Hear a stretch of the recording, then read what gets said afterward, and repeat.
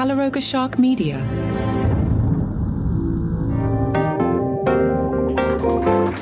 Hey there, I'm Johnny Mac with your daily comedy news. The President of the United States and I don't agree on all the issues, but one thing we probably agree on is neither of us is interested in watching Rosie O'Donnell host Jimmy Kimmel Live, but we might be in the minority. She drew 1.87 million total viewers on her first night out last Monday. That was the biggest audience for any of Jimmy Kimmel's guest hosts so far this summer. I've seen nothing but great buzz about Rosie. Again, not my cup of tea. But people seem to really like the job that she did last week. She beat out The Tonight Show starring Jimmy Fallon. Rosie also won adults 18 to 49, drawing 218,000 viewers compared to Jimmy's 156,000. Late Nighter tells us all this, and they point out online, Rosie's monologue drew 2.4 million views on YouTube, probably more by the time you're hearing this, and that was more than twice as many as the most watched monologue from any of Kimmel's guest hosts this summer. That said, Kimmel's own monologues routinely top 3 million views on YouTube, and his live plus same-day audiences regularly surpass 2 million viewers. Again, Rosie did 1.87. Not bad in the middle of the summer. Weird Al did an NPR Tiny Desk concert. Now, I was on the internet and I saw somebody surface this, and I'm like, yeah, that's been around forever. Why is this a big deal? No, it's a new one. NPR's Tiny Desk concert started in 2008. Al had an episode in 2010. Back then, the show was had a little more indie cred, so Al didn't do parodies. He did some original songs. But now as he returned, he did some old parodies. The new set, which is on NPR's various socials, features There's eBay, which is a parody of the Backstreet Boys' I Want It That Way, and The Saga Begins, which is Weird Al's Star Wars song set to American Pie. It is observed that it is possible this is the first time that Weird Al has performed The Saga Begins in regular clothes, not a Jedi robe. Weird Al also performed Emmy-losing closing credits blues rock jam from his biopic Weird the Al Yankovic Story and his Weezer pastiche Skipper Dan. I think over the years I've come to like the pastiches better than his actual straight-up parodies. The New Yorker took a look at It's Always Sunny in Philadelphia. I watched the first 2 episodes of the new season, thought they were pretty good. Episode 1's better than 2, but I did like where they were table setting in episode 2, and I think it's going to go somewhere. They looked back to the early days when they used Glenn Howerton and Charlie Day's cheap digital camcorders. They were making their home demo, then called It's Always Sunny on TV. FX loved the show's humor, but were worried that the show took place in L.A. because there were so many shows in L.A. at that time. So they decided to move it to Philadelphia, where Rob McElhenney, now Rob Mack, had grown up. The characters would change from actors to nightlife industry colleagues, a.k.a. bartenders. And I never knew this, that's why the show's called It's Always Sunny in Philadelphia. It's a joke, since the show's always shot in L.A., except for the occasional episode and some B-roll. But you notice it's always sunny in Philadelphia. Love it. I never knew that. That's a great little tidbit. The New Yorker reminded us an early episode featured a jab that Mac directs at Dennis and Charlie, which was a commentary about Hollywood's inability to get sunny. Mac says in the episode, "Our problem is that we don't stick to the basic format. That gets us into trouble." Dennis asks, "So what you're saying is that by breaking that format, we're actually limiting our ability to be as successful?" That's hilarious. Another episode, I like this one a lot. They were trying to win the award for Best Bar. That was making fun of the show, never winning an Emmy. It has only received 3 nominations, all for Outstanding Stunt Coordination for a Comedy Program, and it didn't win that. A few years back, Charlie Day was one of the presenters at the Emmys and said, "Wait, hang on, have you guys been doing this every single year without us?" Good show. I'm glad it's still going. Although, much like me, everybody just looks older now. So you put on an episode and it's just jarring. Unlike me, I haven't had plastic surgery. I'm not saying anyone on that show has had plastic surgery. I'm not saying that. I'm just saying when you look at the show, it looks like they had plastic surgery. Well done, John. Well done. Ricky Gervais has vowed he will finally marry his partner of 44 years. Ricky is now 65. He's been in a relationship with Gene Fallon since 1982. He had previously said there was no reason to marry before the eyes of God, as there is no God. Send your letters to Ricky Gervais with that opinion. Why would he get married now? To reduce his inheritance tax bill. Ricky spoke to Saga magazine and said, "That will be the reason I marry, but if it wasn't for that, why? It's mad. The inheritance tax is horrible, isn't it? I got to get around to marrying before I die." He said of his own relationship, "How more married can you be? We share all our money. We've been living together for 40 years. Some marriages don't last a year." The conversation made its way to the notion of Ricky Gervais being on Celebrity Traders.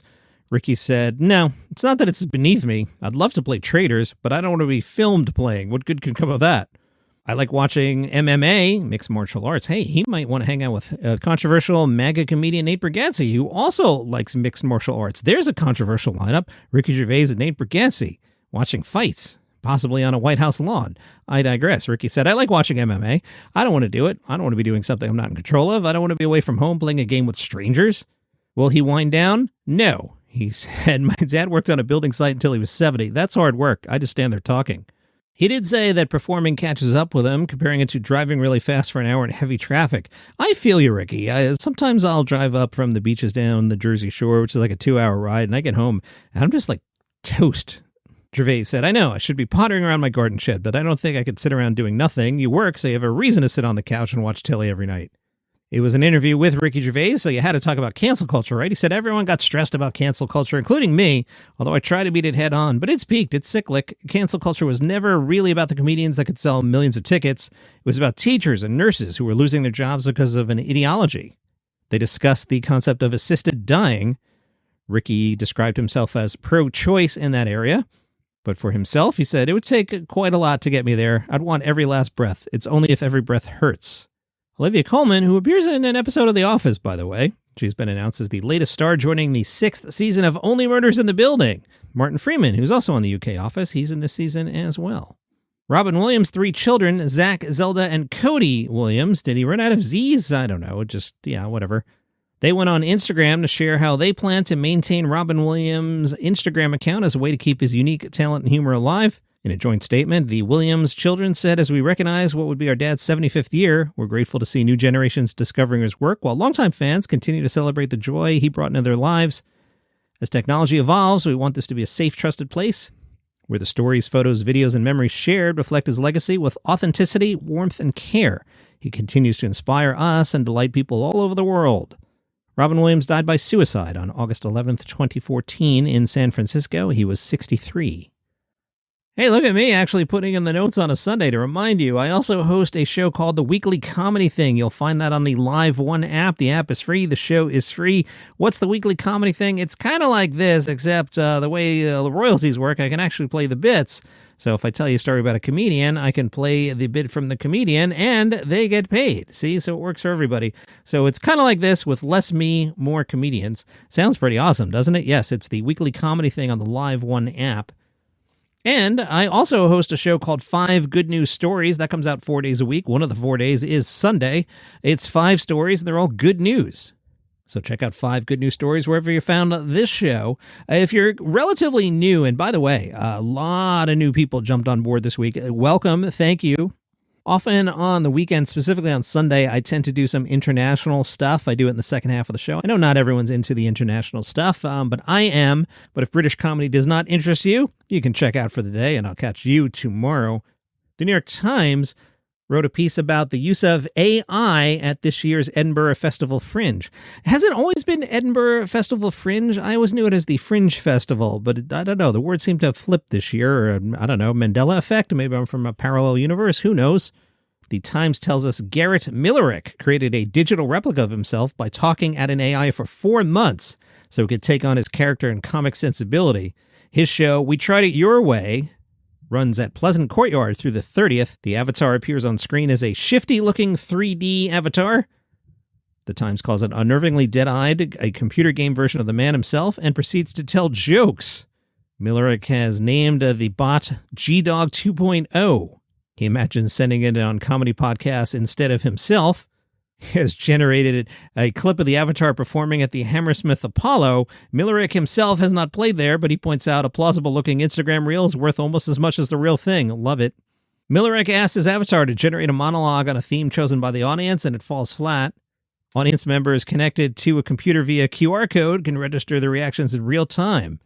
One of the jokes got a big laugh, and Millerick said he felt jealous. A couple quick reviews from website entertainment-now.com. John Conahan has been hitting some shows. One of the shows he hit was Zoe Wolfield's dog funeral. John writes, "I needed 10 minutes to calm down after feeling uncomfortably exhausted by the show. I enjoyed it, believe it or not," he says. Zoe is completely unhinged in this performance, inviting the audience to her dog's funeral, while arriving in a Victorian morning gown paired with the ego of an entitled, psychotic 3-year-old girl. The show starts with a slideshow of different activities she would do with her dog before it died, and she would later quiz you on it by aiming in your face a water gun. I'm leaving that laugh and stumble in because that was natural as I read the sentence. Zoe relies on the energy and heckling from the audience to keep the narrative flowing. Ian, an audience member, had to comfort her as she wept on the floor, crying that her dog has died. She makes the audience members moan and weep for her dog. Otherwise, she'll throw a tantrum and leave the show, only returning when everyone shouts for her to come back. How is this fun? Doesn't sound fun. He gave it 3 stars. 3 stars out of how many, John? I don't know. Either 4 or 5. I can't tell. There's just 3 stars. And no grading measurement thing. There's probably a term for what I'm looking for, but grading measurement thing. But it's at least 4 because the same guy, John Conahan, gave 4 stars to Lou Wall. Lou Wall's show is Where Are All the Tall Grandmas? John writes, the show is exactly what it said. From the first moment, you were fully captivated by the confidence and madness of Lou Wall. And furthermore, stunned by her amazing, impressive height of 6'5". I didn't know Lou Wall was 6'5". Lou takes us on a detailed journey to find the one and only truth. Where are all the tall grandmas? That is an interesting point. She has carried out investigative journalism, interviewing the public, emailing health organizations, and even contacted Joe Rogan. Spoiler, she then breaks into song, rapping to a beat almost as fast as Eminem, explaining how and what she has done to find the answer. That sounds like a good time. And that was a pretty strong Sunday episode. Again, a lot of new listeners. I often pre-tape the weekend episodes, including this one, which I'm recording on Thursday because it's pouring out. And I'm like, let me get a jump on the weekend. But this was pretty strong for a Sunday. All right. And that is your comedy news on a Sunday. See you tomorrow.